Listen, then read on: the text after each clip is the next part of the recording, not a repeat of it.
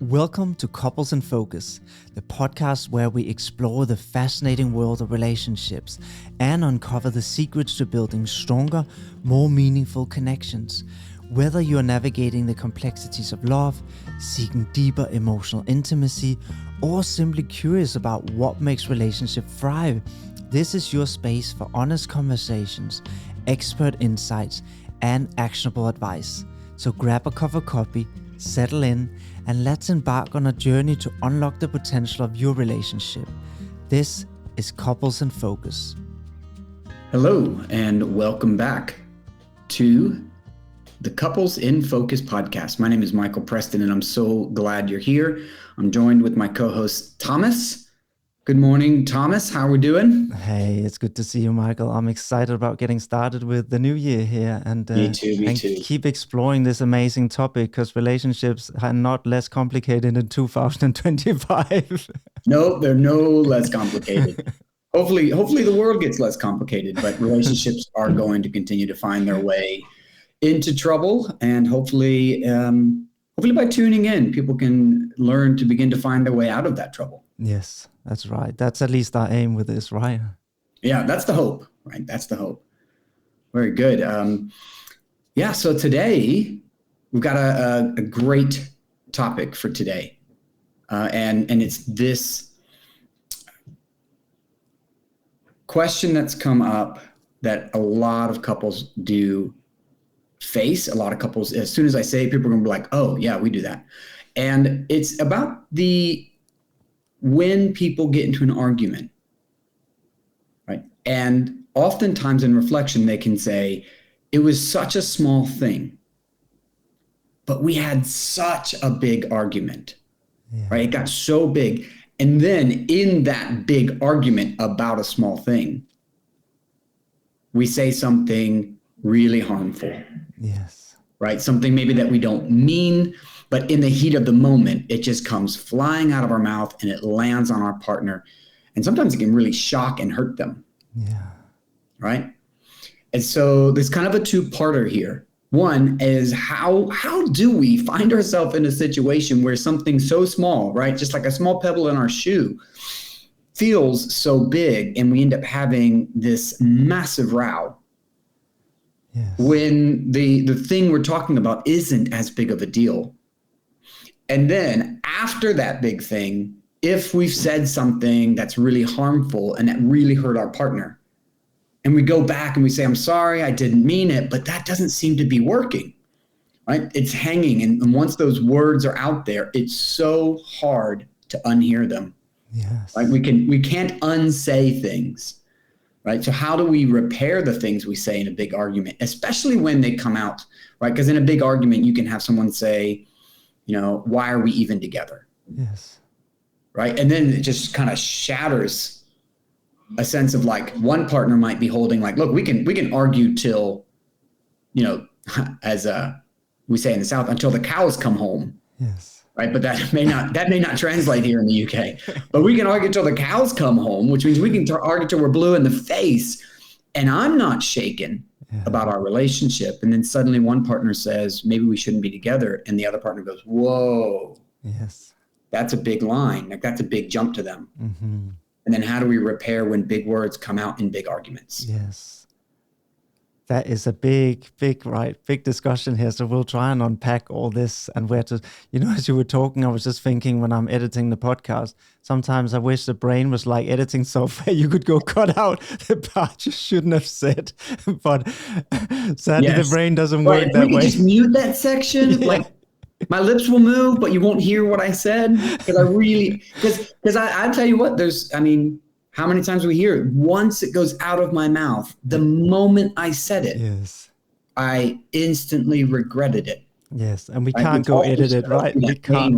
That's right. And the brain isn't. That's right. The brain has already stored it. So I guess the first part of that, because we got to start somewhere with this. Yes. Like, how do we get into that? Why does it even escalate, right? And I think there's, like, I was just thinking as you were talking, and I see what I just thought about was 3 big reasons that we can start by exploring here, right? I think there's one of them is that there can obviously be that there has been some kind of attachment injury in this relationship, right? So it can be that there has been some critical moment of need where the other person really needed their partner. Maybe they were in hospital, maybe a parent died, whatever it might be, where they were in real distress. And for whatever reason, the partner couldn't be there or wasn't there to support them. And that has created this underlying distress that's almost waiting to erupt. And the thing that happened in a moment might seem small and insignificant, like maybe the partner forgot to take out the bin and suddenly there's an explosion, right?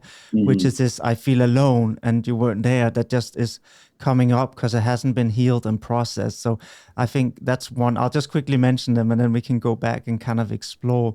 The second part that I thought about why sometimes it escalates is, well, we all obviously come into relationship with a history of things that had happened previous in our life, right?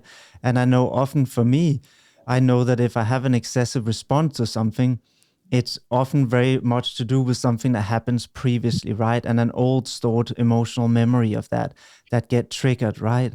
And then I know that excessive response means that I'm no longer responding to just what's happening in the moment. I'm now almost been regressed back in the past, but we obviously don't know that in the moment. Yeah. So it can then escalate. And an example could be, let's say, as a person who's grown up with an alcoholic father who would slam the door and yell, and maybe their partner just leave the house, slam the door, and suddenly they come out screaming, "What are you doing? You da da da." And the partner is shocked, like, how can something small like that escalate? Well, there was a regression there, right? Where suddenly that memory was spiked and then there's an excessive strong response. And I guess the last part I thought about was that small things repeated over time and accumulated and not really being sorted, right, eventually becomes big. So this part, if we go back to not having taken the bin out, is small and very insignificant in itself, right? And we even laugh about it because it's so... But if it's happened again and again and the signal every time is you're on your own, I'm not helping you, then eventually it creates a big distress that can come out in this eruption, right? So these are kind of three things, at least on top of my head, that I kind of thought about can really escalate what seems small into something very big. Right. No, I really appreciate those. I think about how what you were saying there is like, how is it, and this is such a true experience, right? This is such a great example that you named, is how many partners come in and they say, I just forgot to take the bins out. How it like, or for my American constituents here, I forgot to take the garbage cans out, right? How is it that big of a deal? Mm-hmm. Right? And it's confusing because it does seem like a small issue. But even if you always remember to take the bins out, and that's not really a thing that you struggle with, but one time you forgot and it turns into a massive argument, right? It gets really, really confusing. But you named something in there that's really important to talk about, which is the message received. Yes. Right? And if in a relationship, the message is, I'm on my own and I'm not going to get any help here. Yes. Right. And that's not being talked about, right? There's no way for the one partner to say, "Ooh, I'm really struggling," right? Sometimes it feels like I'm on my own. Yeah. Right. And then that message gets poked, and it can get poked in a lot of ways. Yes. But when the message gets poked, it doesn't feel like a small thing to be on your own. Yeah. Right. It feels like a big thing. Yes. And generally speaking, people will hold on to the little moments because they recognize that's not a big thing, but it will stack, right? It starts to build. So you were saying small things over time become big things. Yes. Right? And so by the time they do say something, it's a collection of all the small moments they didn't say anything about that triggered that same message. That's right. Right? And so then when they finally say something, it comes out in a big way. And by finally say something, I don't mean they only say something like this. You might be thinking, well, my partner does this every other day. How can that happen if it's every other day? Right? Yes. Well, we don't get a time to clear the cache, right? Yes. And I think you're spot on. And this is really, I guess, number 3 of what I mentioned, right? That it has accumulated. It's been because it for some reason hasn't felt safe to express it in the moment. There's both the underlying message, which is I'm not important or I'm on my own, right? So there's more than just what's happening. There's interpretation of what's happening. And then, as you said, it has accumulated because that might not have been expressed. So when it suddenly comes, it can be very eruptive, right? That's right. And then, I just thought as you were talking, one thing that Hollywood have done so well with their movies is they always explain the why of the character to us, right? And the reason I'm saying that is we have to always understand the context of what's happening. And that's why Hollywood spend time to build up the character before we get the main story. Because if we don't understand the why, the main event doesn't make sense. And well, did you watch the Joker, the first one? I haven't, but I know people say it was so well made. What it does, the reason why I think people really, really found it an intriguing and great movie is it really let you get to understand how the Joker became the Joker. And you start going, ooh, do I have compassion for like a psychopath? Yes. Right? That's kind of the idea of the movie is look at what he's been through. Yes. And, and this is why, exactly, and they do it so well, right? And this is why I think understanding our partner's history is actually really important because that's what helps us, just like you said, to instead of these defensive responses, actually elicit compassion, which is why Hollywood does it, right? They know it makes us feel compassion, even if maybe they're doing some things that we don't agree with, right?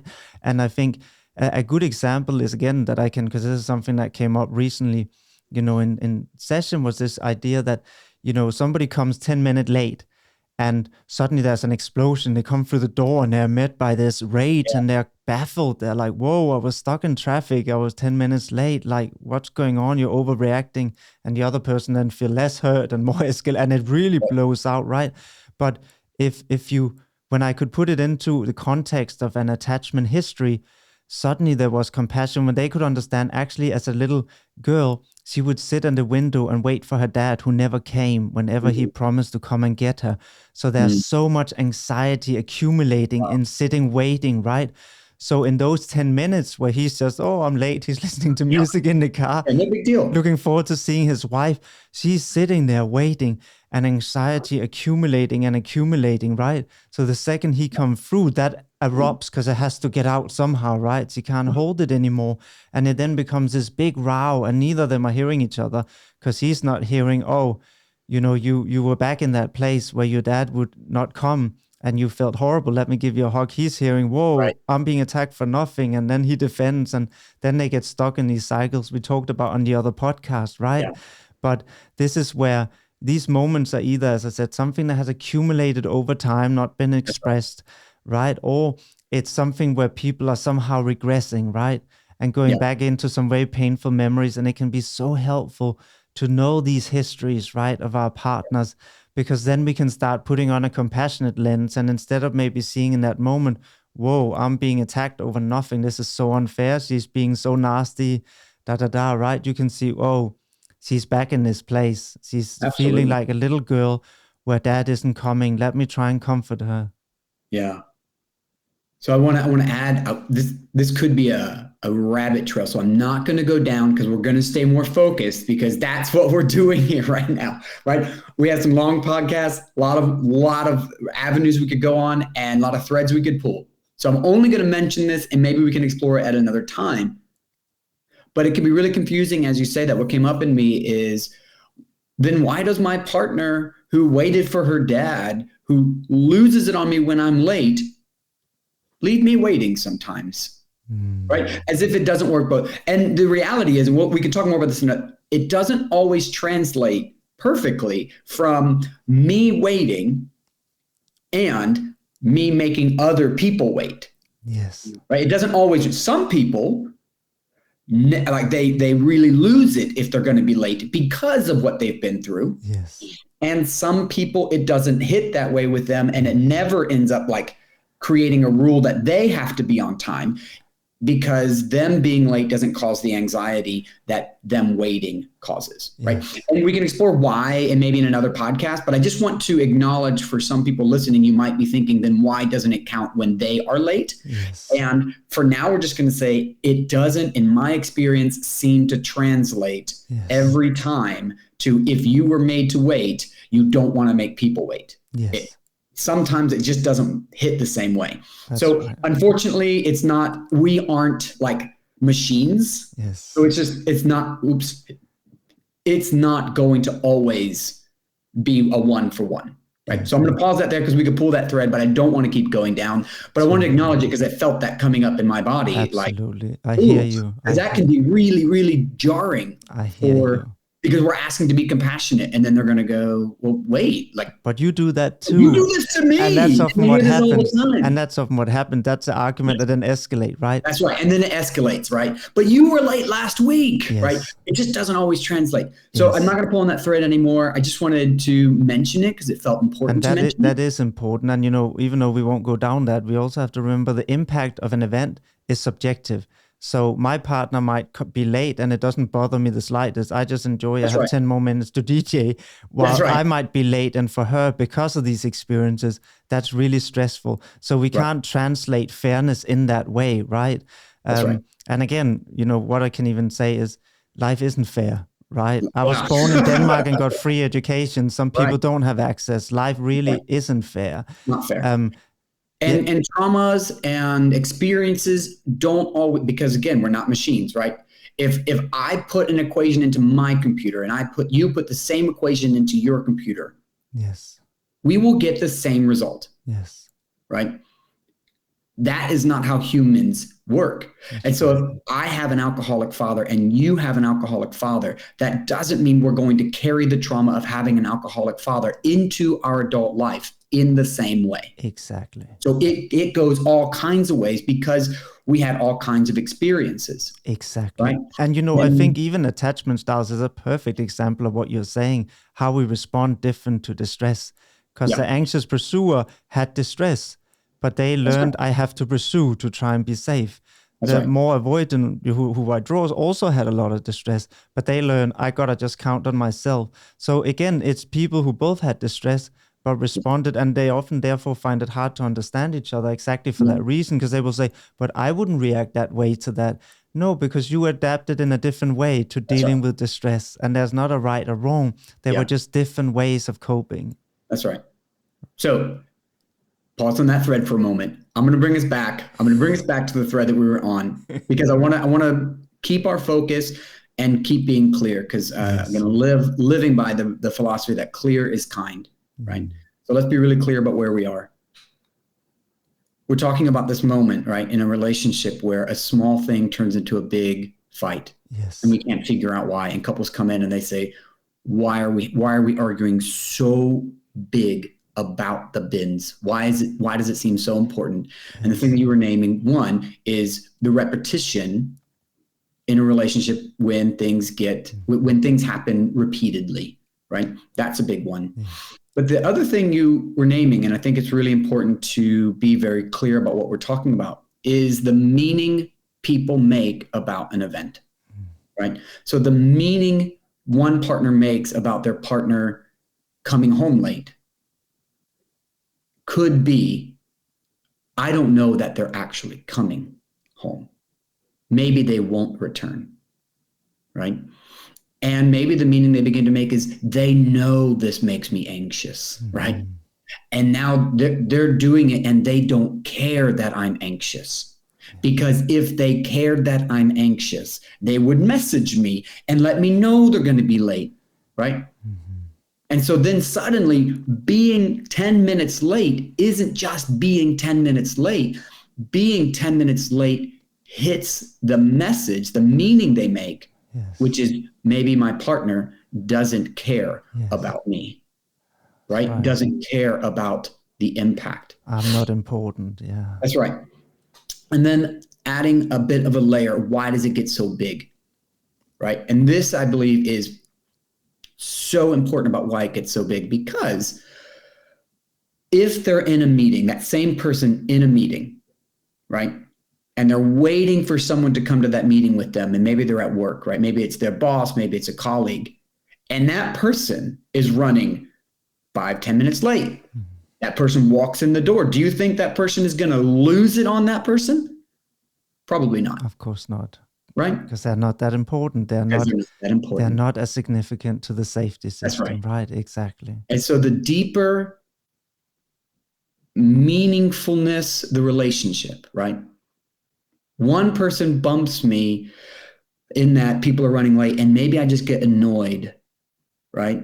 But it's more like, I can brush that off because it doesn't touch my pain. It doesn't touch my heart. It doesn't touch me in a deep way. But if my partner, who knows me so well, yes, right, that touches in a different way, and it touches a different place. Yes. And so suddenly what I can normally brush off in my public version of self, but in my more intimate relationship, it's not so easy to brush off anymore. That's right. Right. And so the small thing that I can normally see as a small thing, when it's this person. And so I know this is hard.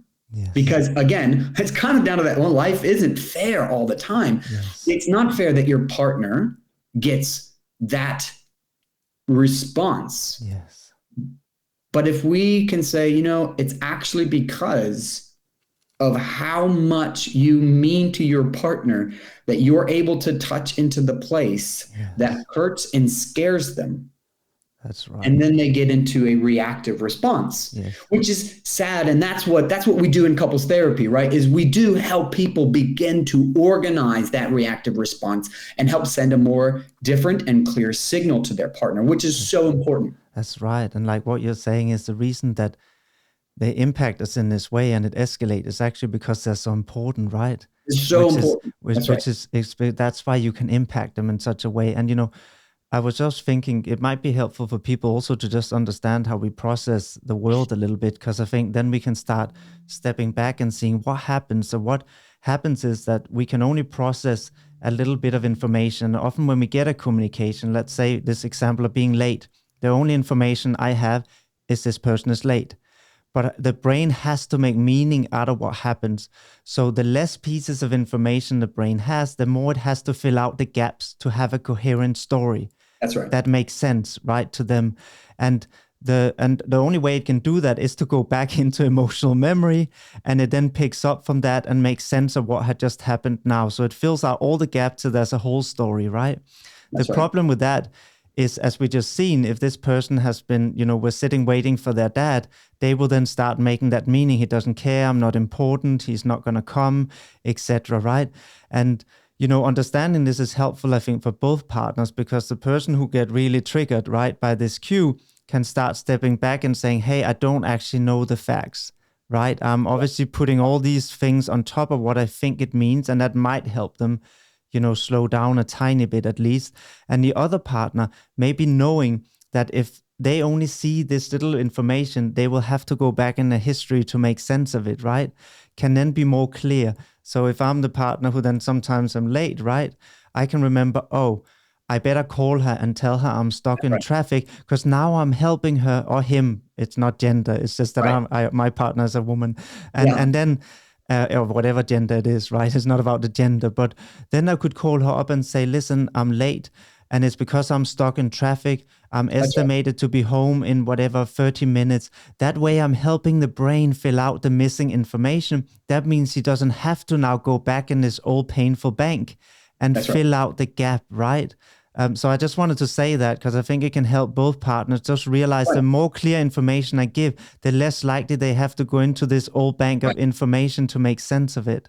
Clear is kind, because it's a kindness, because what you're saying is when we are clear with our partner, like, hey, I just got out of the office. I already know I'm going to be a few minutes behind, right? When we can send that clear signal to our partner, it fills in the gap of missing information. Yes.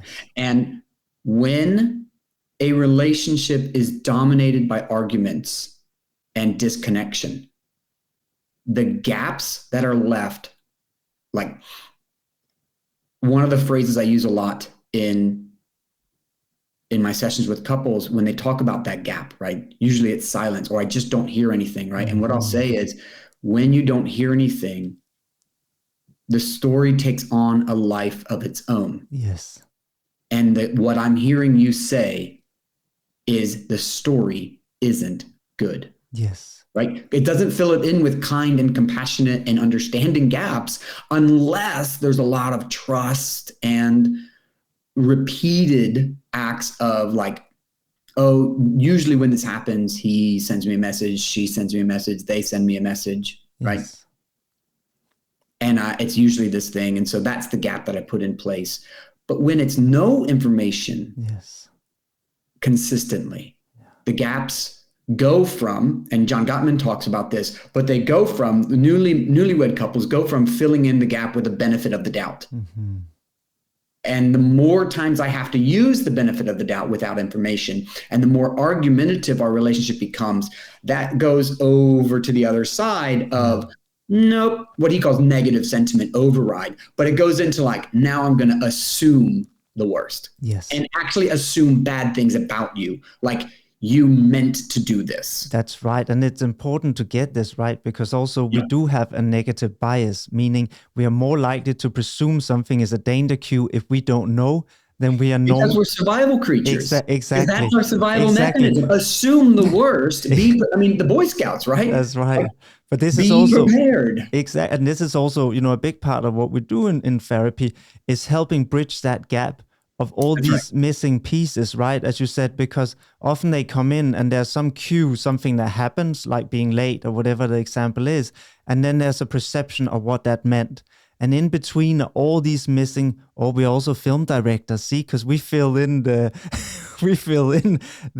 whole why, right? So suddenly they're able to understand what is happening here, why it's happening, and they have a context where they can then start filling out new information than they one day had put into this narrative, right? So we almost create a new narration, which is why I said maybe we're film directors. It's like a whole new storyboard, right? Like, and you even hear people later in therapy start saying, like, I had no idea this was going on for my partner, but now I know, right? The story has changed because my partner has helped me understand. So I want to recap where we've been, right? Small things become big things when there's a gap in the story, right? Something isn't clear. And there's a history of this unclear communication. And then the gap starts being filled by a story that isn't kind and is often scary, right? That's the gap in the story, the gap in what's our communication actually creates a gap in our relationship. Yes, because in that gap, the partner become a perceived threat. They're not a threat, but they become a perceived threat, right? That's right. And then the gap is a threat. That's right. That's the thing. The gap is the threat. That's it. My partner's not the threat, but the gap that they've left. And that gap can be not messing when you're coming home late, but I also want to name another one, not touching me, right? Not like if I come home and my partner's really busy and every day I come home, they're just like, oh, can you do this? Right? It's just throwing something out there. And it's not a stop and a pause and say, hey, let me give you a hug. How are you? Like if that's consistent, I'm not saying hug your partner every single day and all your problems will go away. But I am saying if one partner comes home every day and what they would love is just a loving embrace, but that goes missing. Right? And suddenly they're just like, I guess my partner doesn't really care that I even come home. Maybe they wouldn't care if I'm coming or going. That's right. And so coming home late isn't really a big deal because when I do come home, my partner they don't care. They don't acknowledge me, right? And so why would I come home on time? Why would it matter to them? I didn't even know it mattered to them that I come home late. And you know what? I think it's so important what you're saying. And I have to say, my grandmother told me this before Gottman did, the importance of greeting and goodbyes, or when you leave and come, right? I know he's written about it, but my grandmother told me this, right? And she was with my granddad for 70 plus years in a very happy marriage. And always the importance of when you meet again, slow down. It doesn't matter how busy you are. Just stop for 1 minute. you do have 1 minute, right? If you Yeah. don't, then look at your priorities. Slow down for 1 minute. And I do this, with my partner very often when we come home, and I know she has a lot of things and tasks, which makes sense. There is a lot, right? Oh, we got to start with the cook. I said, I know we do, but nothing is going to happen if we just stop for 60 seconds, sit on the sofa, look at each other and say, how was your day? Right. And give each other a hug. And, I really pushed implementing this, and it makes a big difference, right? And she will say too, it makes a big difference. Suddenly we now feel connected when we go cooking, instead of being in two separate worlds, just getting on with things, because that feels quite disconnecting, right? Yeah. So they can be so small, but doing small things with consistency is really what changes it, right? Not having the big, beautiful wedding or etc. It's the small, consistent actions over time. That's right. And so that's what we're really wanting to name there, right? Small, consistent actions over time, whether it's greeting every day or, in general as a guiding rule, right? And that builds a consistency of priority, or it's coming home and not being greeted. Yes. Right. And if that's consistent over time, that gets more and more difficult to manage. Yes. And then small things become big things because it's consistent, right? Over time. So that's really important. So that's what we're naming there. And I want to, can I keep us focused a little bit? Because we can stay there, but I want to push on to the next question about that. Is when a small thing becomes a big argument and I say a hard, big thing to my partner. Yes. Right. And this is every relationship, right? Because we get activated. And the small moment turns into a big fight, and the big fight turns into a devastating declaration, right? Mm-hmm. Maybe you call your partner a name. Maybe you say, I don't know if this is going to work, or why are we even together? We say something harmful. Yes. And there's likely not many relationships out there that can't relate to that. But then how do we fix it? Yeah. Right? How do we come back to our partner? And how often we try to say, I'm sorry, and I didn't mean it. Yes. And it just doesn't seem to be cutting it. Yes. And I think that's very common what you're mentioning here, either that the other person don't want to say sorry, and there can be a lot of reasons for that we won't explore today, but it could be things like maybe they're associated with something being wrong with their character, then it's very hard to apologize, right? That's right. So either they don't want to apologize, or they say sorry, but as you said, it doesn't land, right? Yeah. And I think this is really important because there are some key components in repairing fractures. First of all, of course, every time we go very extreme and maybe threaten a relationship, it does cause harm. And that's important to realize before we go to these extreme, that even though, I was just angry, threatening that fundamental safety does cause fracture and limit the safety that is felt in a relationship, right? But let's say it has happened, because you're right, things can happen to all of us. There can be moments where we can't contain it and it comes out. I think what is really key in repair is that the partner have to see that we feel the impact we had on them. So we can cognitively, logically just come and say, I was sorry about that, and then go on with the day. But they didn't feel that we felt the pain, that hurt that we actually caused. And we need to see that they feel it, because that tells the nervous system, we are back in emotional connection, and I can trust this emotional. Without them feeling it, I'm still on my own emotionally, and I know that intuitively, right? So it doesn't land. So this is why it's about, and this is part of what we do in our therapy too, right?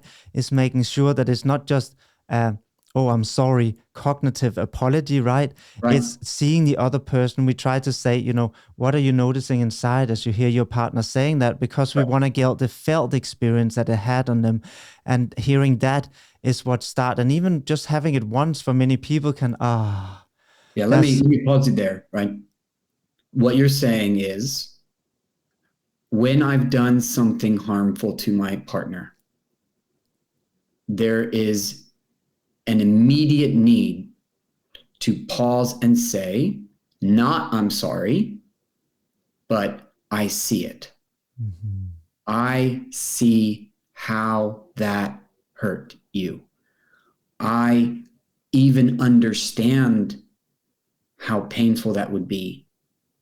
And I hurt Like I'm hurting Mm-hmm. because of the hurt that I caused. Yes. So I have to see it. Yes. If I don't see it, or if I do see it, okay, let's say that. Let's say I know I hurt them, right?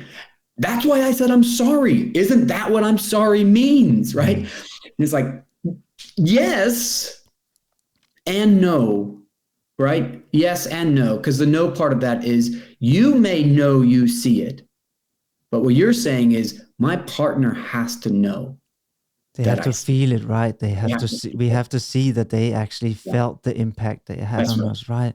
I think That's, that's such key.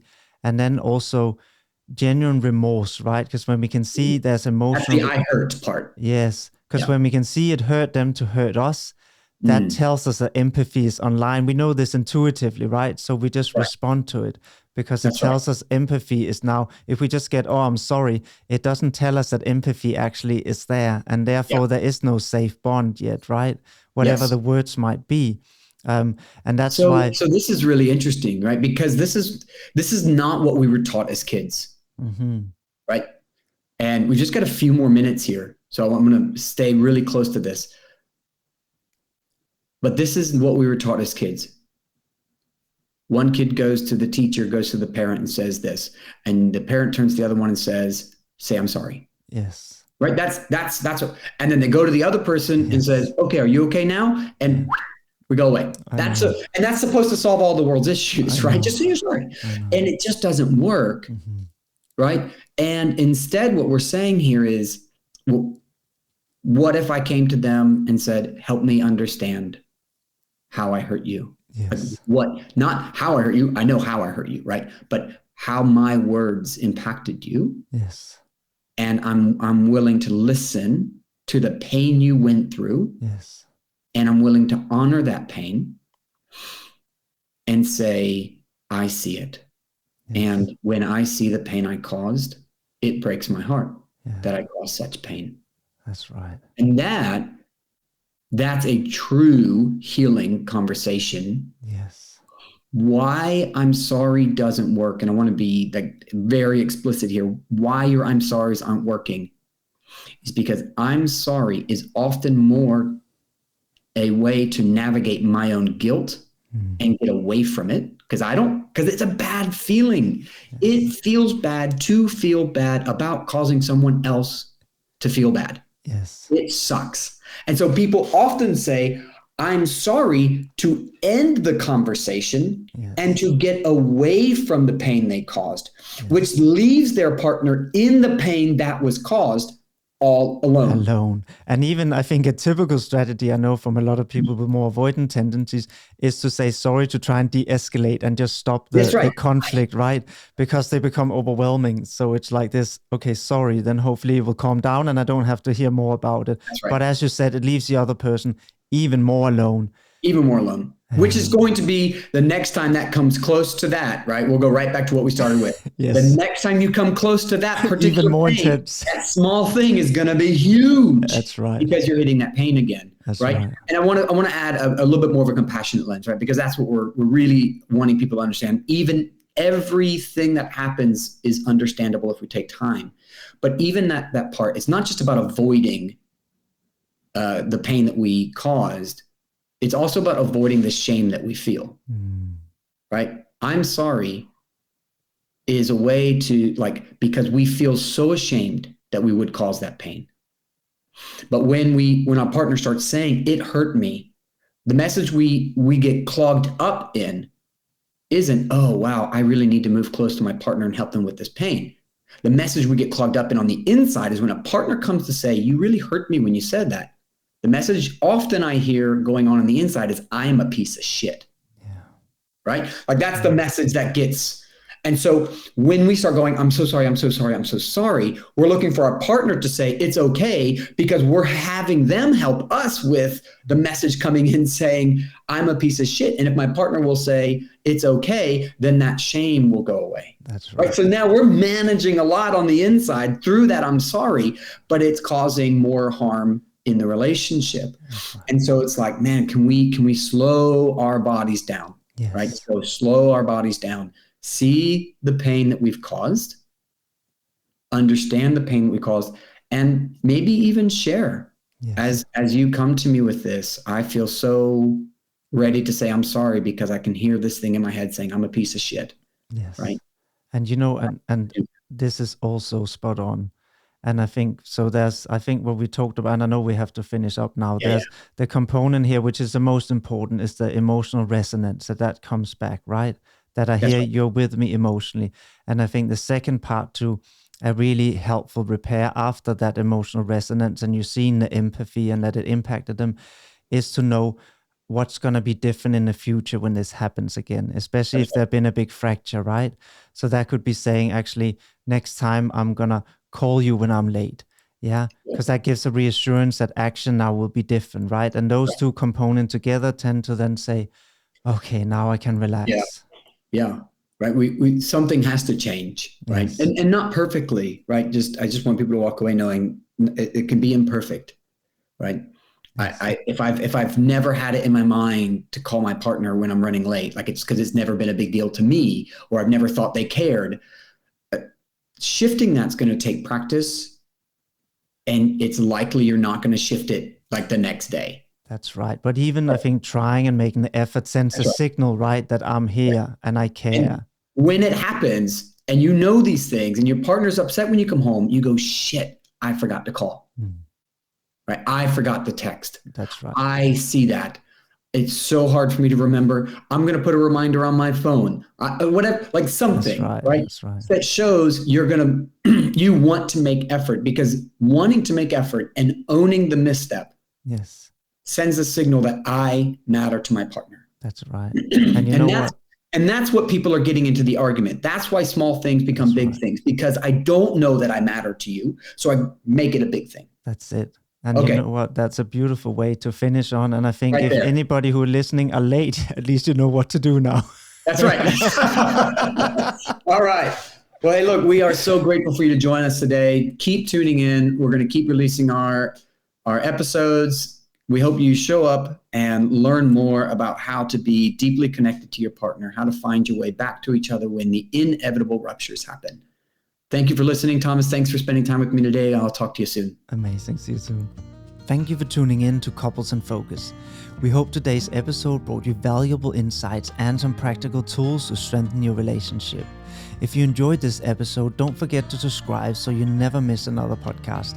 And if you found it helpful, please leave us a review. Your feedback really helps us reach more people who can benefit from this content.